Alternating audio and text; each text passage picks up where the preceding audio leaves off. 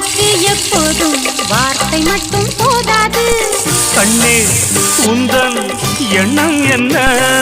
கண்ணடித்தால் தீராது காதல் இங்கு வாராது. என்னை தந்தே இன்னும் என்ன?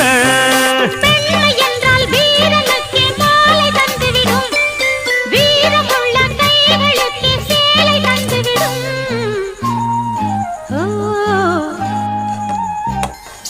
பூவே உன்னை நேசித்தேன், பூக்கள் கொண்டு பூசித்தேன், கண்ணில் பாடம் வாசித்தேன், காதல் வேண்டும் யாசித்தேன். வாவ், ரொம்ப சூப்பரான ஒரு